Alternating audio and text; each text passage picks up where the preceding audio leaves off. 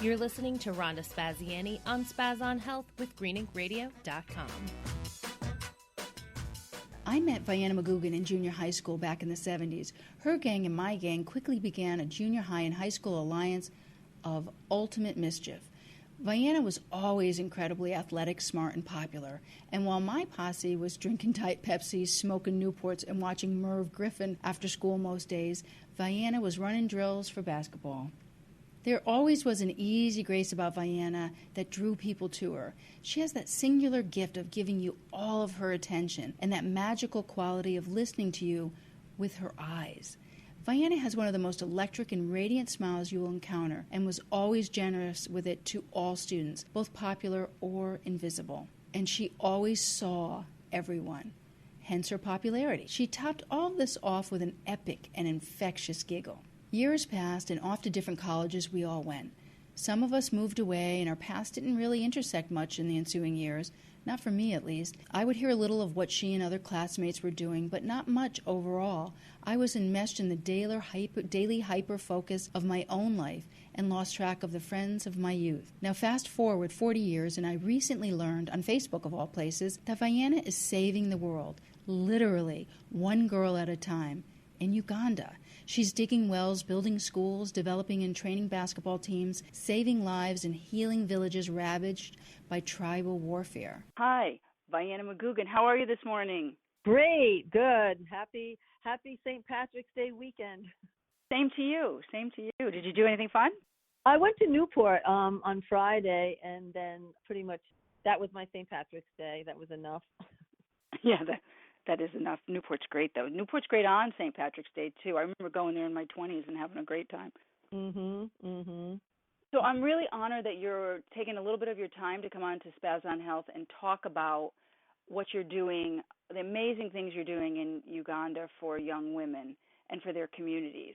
And so I was hoping that you would talk a little bit about your organization, Teammates for Life, about the mission and what you hope to accomplish and what you are already accomplishing.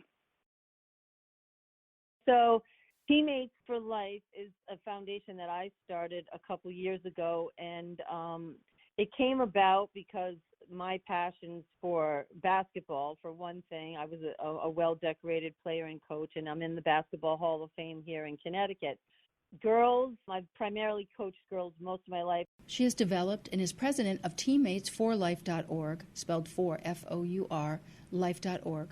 And her biography is so very, very impressive. According to Vianna, she has a heart for impoverished children and a strong belief in the transformative power of sports to build girls' self-esteem, instill empowerment, and break down legendary tribal barriers. She is a Connecticut Hall of Fame player and coach, was inducted into the State of Connecticut Women's Basketball Hall of Fame in 2011, named 1993 Connecticut Coach of the Year, and inducted into the Stonington Hall of Fame both in 2005 and 2017. She received state recognition when she led the women's Stonington basketball team to 2 All-State championships, and from the State of Connecticut General Assembly for her ability to design and implement successful programs. Lifetime member of Calvary Church, board member of both Calvary Uganda Mission Team and Call to Care Uganda. An English and Spanish-speaking world traveler holding an international tourism certification, she founded Green Monkey Educational Tours, LLC in Nicaragua, a program which coordinates educational curriculum for university students from the USA, Europe, and Canada to complete internship requirements in disciplines such as pre-med, dentistry, and pre-veterinarian studies. She's a retired scientist from Pfizer Global Research and Development. She's a bachelor's degree in biology and advanced credentials from University of Connecticut, Yale, and Brown University. And without further ado, let's continue to listen to all of the great stuff Vianna is up to in Uganda. I did coach boys for a while and at all different levels, and sent many girls to scholarship recipients in our own country to go to school, have that as money funding helper for their education. So I'm hoping that I could do that with the girls that I work with in Africa, because they're just unnoticed and they don't have an opportunity. And I came upon the actual chance through my church, which is Calvary Episcopal down in Stonington. We've had a 18-year relationship with Uganda because 18 years ago, our minister switched place with a reverend from Uganda, So he was here for 3 months, and we fell in love with him. The father, who was the minister, switched places, was Canon Kasamba. Canon Kasamba came to Stonington and stayed here with his wife and ministered for those 3 months. Well, Canon Kasamba has 8 children, like in their 50s and 40s and maybe 55, 60s.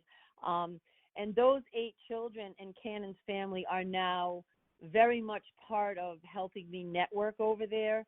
One of his sons, Peter Kasamba, was just here in November with Chris, and Peter's brother, Stephen, is married to Patience, who is the Uganda UN representative down in Manhattan. So they all came and stayed. Yeah.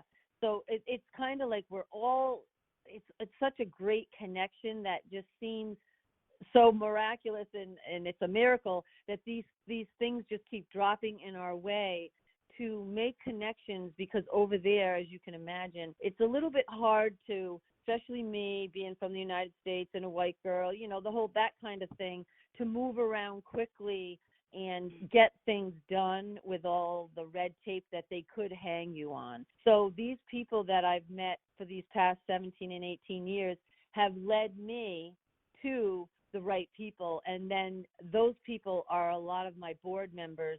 And Chris, who also was a scholarship recipient but played on the men's basketball team back in 2006, he led me to some of the other basketball colleagues, men that played against him or with him at that time in other universities in Uganda.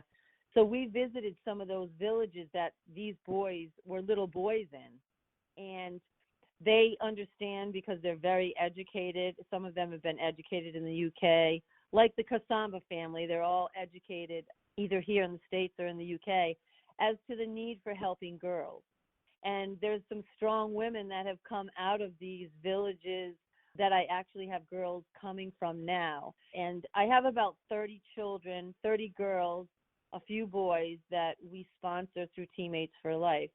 And we have them from about 4 or 5 different tribes, which is a very point taken from this side, because the tribalism there is still very strong. And the sports that we're doing is breaking down tribal barriers at the same time, because these little girls that are 10 and 12 from different tribes that I've taken, and they all go to school in the same private school, don't realize that it's their parents that understand that their grandfather's grandfather probably didn't like that tribe, and all that stuff is very historic.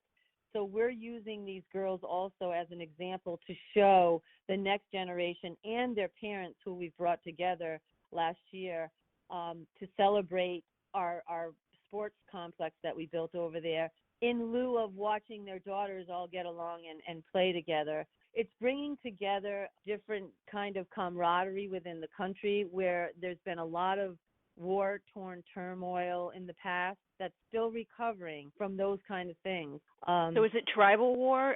Are you talking about the wars between the tribes? This particular initiative is helping diffuse that, because now they're coming together on the same team. Is that how you picked out?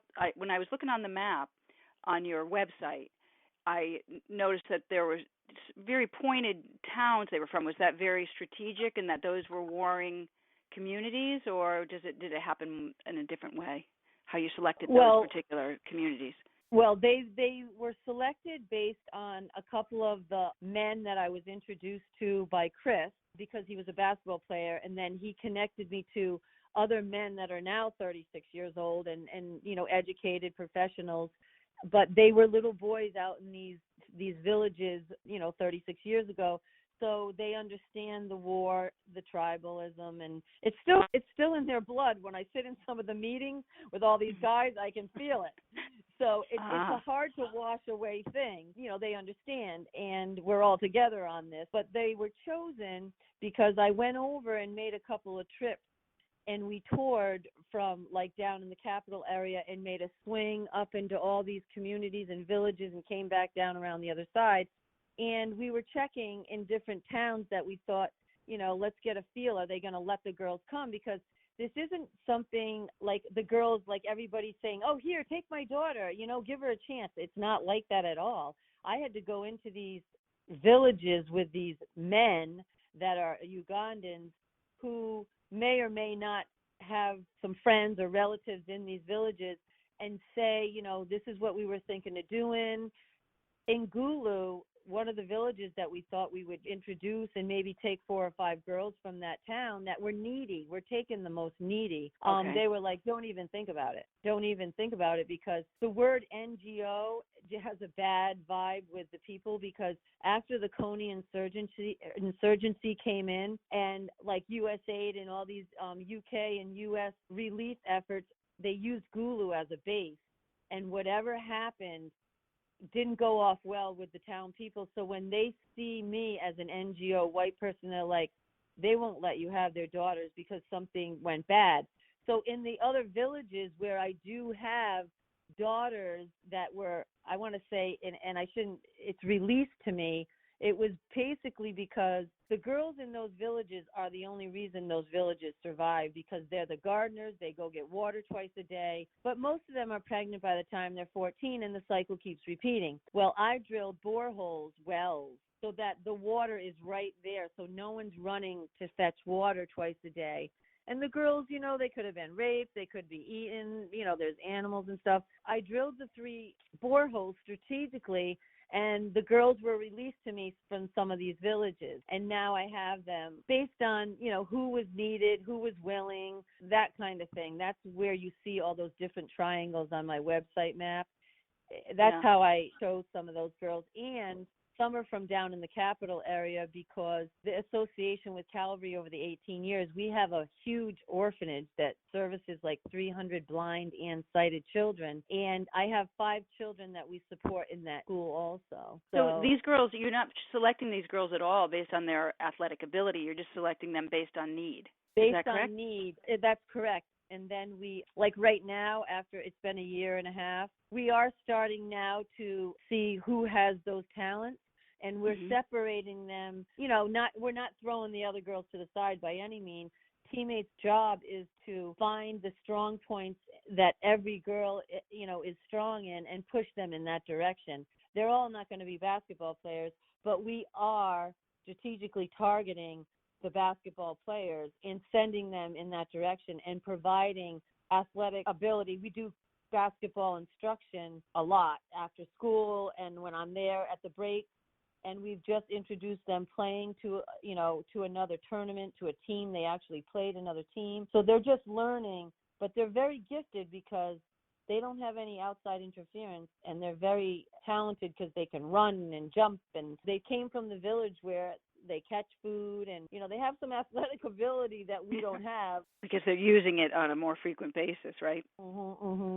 Just naturally. Yeah. Their eye-hand coordination is very good, because I've seen them take a stick because they're hungry and they want that mango or whatever's in the tree, and they can hit it pretty consistently because they grow up like that. And they're rough, and where our girls, we have to teach them to hit, like box out and play basketball hard and rough, because you see the Yukon girls, how they're hitting, and here they've been grown up to wrestle and play, and hitting's okay from their villages. So they have those kind of innate edges from the start. So you have 30 girls, and they need scholarships, right, to be able to sustain this. Are you looking to grow the program beyond the 30? Yes, okay. We would. We would like to take on more girls eventually. Right now, we rent a space like a hostel. It's a dorm, a small little area, and we pay a matron to live in there with the girls behind like a walled-in area. Girls, I don't care if they're my girls or girls in that whole town. Girls are second-class citizens in these towns, so we keep our girls safe. They all go to school together. They come home. They cook in there, and the matron takes care of them. And our partners in that town is the Arua Diocese. That partnership is a legal binding document, whereas we are more or less the partners who do the funding, the decision making, and call all the shots. But the health and welfare of those girls are their responsibilities on the other side. So we have this relationship, there's a whole department like the Youth Mothers Union, which is a group of older women in the church that, provide Bible study once a week.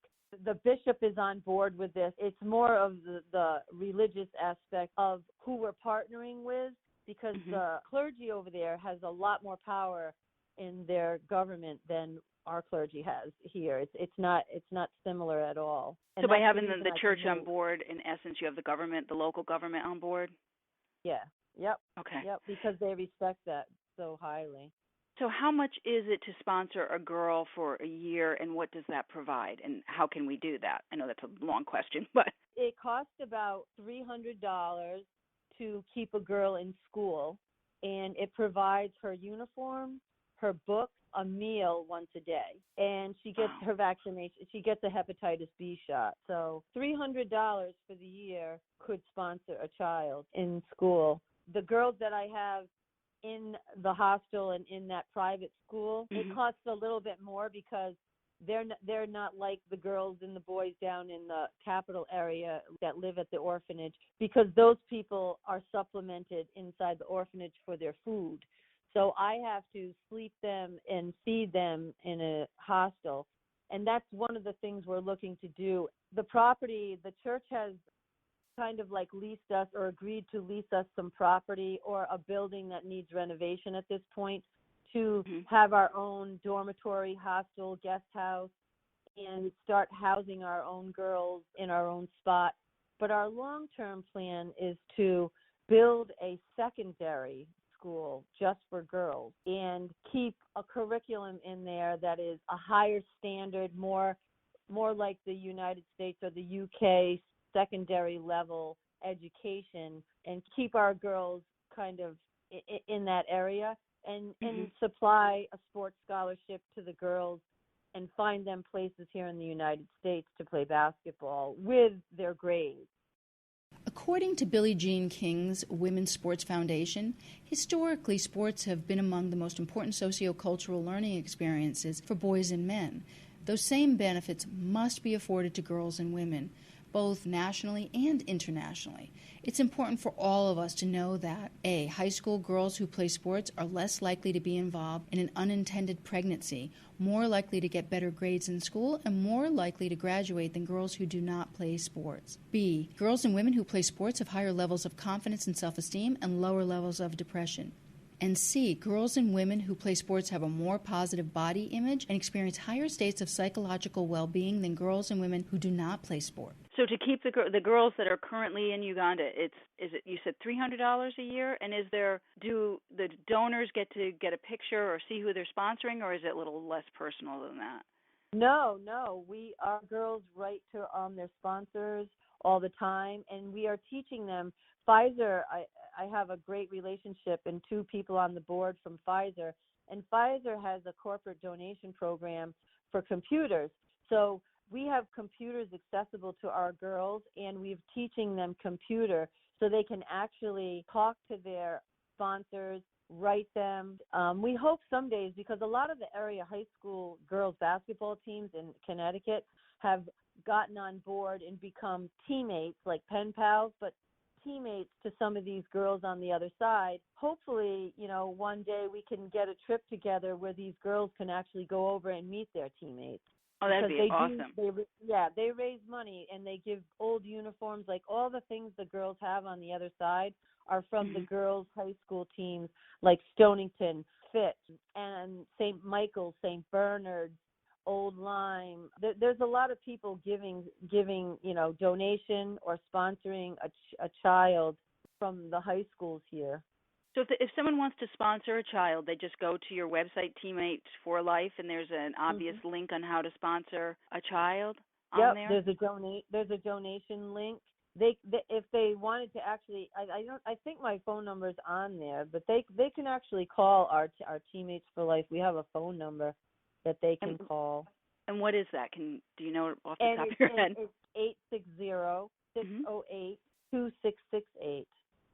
And they can call and get more information about sponsoring a child? Yeah. And do they have to sponsor the whole $300 at once, or can they do it by semester? Either way. Okay. Either way. And if they just want to donate, they don't have the amount to sponsor a whole child. They can make just a donation. Yep. On the website, there's a donation for anyone that wants to donate. And even if they just like, if a school, out there is hearing this and they go, oh, we have uniforms that have been sitting in the closet, or like we just had recently a sneaker drive. They had gently used sneakers. That's how my girls have shoes. They never had shoes, and they would run on the tar for me, and it didn't bother them. But I said, you guys got to learn how to wear shoes, and they didn't really like it. But now they're getting used to having shoes on their feet, and all the clothes that they have, all the uniforms, all the shoes, they're all on donation. So I will come and pick donations up if they have all these uniforms, or they have gently used basketball sneakers, because we can use all that. And I have a shipping link too. I ship twice a year from New Jersey to Uganda. So I have means to, ship trunks over of donations. Okay, and so if someone wants to do a fundraiser, you're looking for specifically basketball sneakers, or can it just be like Nikes or? Yeah, well, if they're preferably basketball sneakers, it would be, advantageous to my girls. But I do take everything, and we have plenty of people that need them. If it's not my girls, it's the orphans, it's the people in the town. There's so much need that we give to the church that we belong to, the Ugandan Christian church there, right? We have a cathedral that we belong to in the Maddie West Nile Diocese. That's the partner that I'm with. We have stuff going on right there that we can give through Mothers Union. Okay, and they can also call you at that number, 860-608-2668, to coordinate a pickup or where to drop the stuff off with you if a school does do a fundraiser? Yeah. Beautiful. And even if they want me to come and speak to the children, like we had a student ambassador that was from St. Bernard's, and she recently graduated and went to college. So we're really looking for a new student ambassador to represent that level of the participation by adolescent children in any school, because it's a lot to take care of. And the other girl that was doing it, she did a great job. She helped me with all sorts of fundraisers that we planned annually, and now we're looking for another person to fill that role. It is an amazing thing that you're doing. And so the other thing is that you were talking a little bit earlier before we officially started the interview, is that about your board and that you're looking to expand some of the people that are sitting on the board to assist. Can you talk a little bit about what you're looking for in that area as well, for people that may have a talent and a skill set that would be willing to donate some of their time and expertise?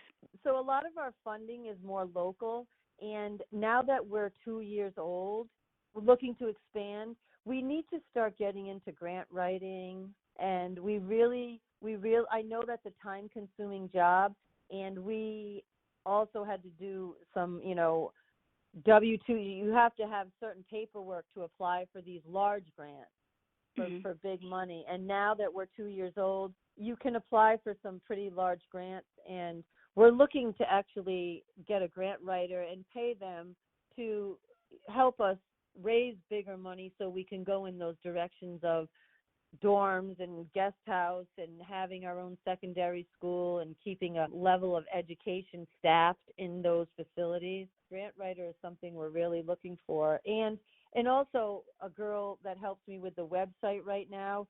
She's from Conn College, but she too is getting ready to graduate. So, to keep up our website, those kind of things are really, really helpful, and they're time consuming. So those people are welcome and gifted. Okay, and those are those people, again, could call that 860-608-2668 number to get more information if they're... Yep. Okay, great. And so what is your ongoing goal? What's your goal, your immediate goal? I know we talked a little bit about that. And, what's your 5-year goal? What would you like to see happen?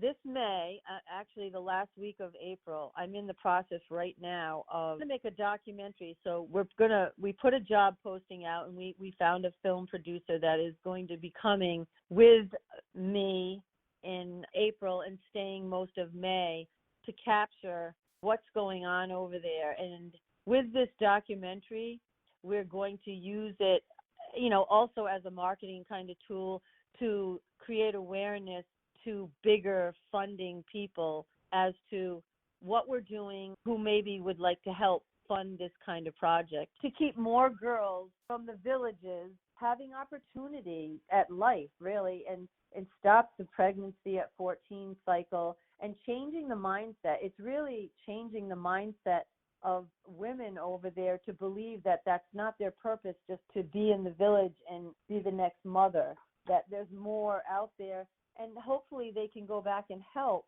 once they reach the spot where they're educated and professionals over there. So that's our immediate. This documentary is a big deal, and we're putting out a lot of effort and, you know, a little bit of funding to make this happen and do a good job. And the longer term is to create a Teammates for Life Academy, if that's what you want to call it, where girls come that need help and have an opportunity to get an education, a quality education, so that even when they stay in their own country, that they are in the job market. They have access to being picked to have a successful, sustainable life over there. So and will that include possibly university life? I mean, yeah. Oh, yes. This field trip that I'm taking in May with this documentary, we are taking the girls out of the north we're right near Sudan, and we even have a couple of Sudanese girls that come and play in our program. The girls are coming from that northern area. The only thing they've been exposed to so far for the last 2 years is where they came from, the mud huts, and now where they are in this town of Arua, going to school, living in a hostel. And this past January, I took them about a 3-hour town away and had them play in a basketball tournament where there was a men's division, a women's division, and now they understand what the basketball is about because they've seen, and we actually got a trophy. So now they're excited to understand. And this trip in May, I'm going to take them down to the capital because they don't even know their own country. One of the bishops in the Christian university is going to host us and show them the university and the girls in the classroom, the boys in the classroom, the basketball facility, the sports, like what a university in their own country has to offer. So then they can dream big, and then they'll maybe understand why we're pushing them so hard up at school, that education is important, and look what you can do. We're behind you. Don't mess this chance up. That's kind of the message we're trying to baby step introduce to them. Absolutely amazing what you're doing. So how about for you? What have you gotten from this? I mean, what have you learned, and how has this empowered you? Well, I get to do my two loves. I like that. It's kind of like your dream come true. I get to do what I kind of thought I'd like to do before I hit the hole in the ground. Yeah. You're just empowering women and changing lives, really, right? Yeah. Truly. I like helping people, and I love going over there too, because here we're such a fast hustle bustle, and we miss so much about the meaning of life, for me anyway. And when I come out of there, they don't realize how much they've given me. They think that I've given them so much, but they don't realize how much they've given me. Oh, that's awesome. So I want to thank you so much for taking the time to talk to us about this fabulous and absolutely life-changing initiative that you're doing over in Uganda. And thank you so much, Vianna. And if people want to help, they can call that number. Again, I've said it a few times. It's 860-608-2668. Or you can go to the web page, which is teammates4, spelled out the number 4, life.org, correct? Mm-hmm. And they can leave a message there too. Like, we have a sign up for our newsletter, and I checked the Teammates for Life actually has its own Gmail, and it's on, I believe it's on the site. It's teammatesfl@gmail.com. You can email there's an email that we check for messages, and people looking to do stuff talk to me on that website. So I hope that our listeners will donate so that these girls can dream big. Thank you so much, Vianna. Thank you so much for having me and letting me create awareness for Teammates for Life. Well, it's a wonderful thing, and thank you. Have a great weekend. You have a great weekend. According to learningtogive.org, philanthropy can be broadly defined as love for humankind. It's derived from the Greek word philos, which means loving, and anthropos, which means humankind. A person who practices philanthropy is called a philanthropist. Philanthropy is not the same as charity. Charity focuses on eliminating the suffering caused by social problems, while philanthropy focuses on eliminating the social problems themselves. For example, giving food to a person who's suffering from a famine is charity. The food helps the person for a short period of time, but the person will become hungry again in the future. Teaching the person how to grow food is philanthropy because it eliminates the social problem causing the person's hunger. So, by sponsoring one of Vianna's students or donating any sum at all will help us all become more like Vienna and be true philanthropists by working towards eliminating social problems. We may not be angels, any of us, but we are all somebody's angel. So today, I ask you to be an angel to a girl without hope, without your philanthropy. Just think of the possibilities of what this world could be if we all became philanthropists. Thank you for listening to Green Ink Radio. Tune in to all the other fabulous shows on our network, and don't forget to tune in to Tune Up. Thanks for listening to Rhonda on Spaz on Health. Tune into greeninkradio.com to rock your best life.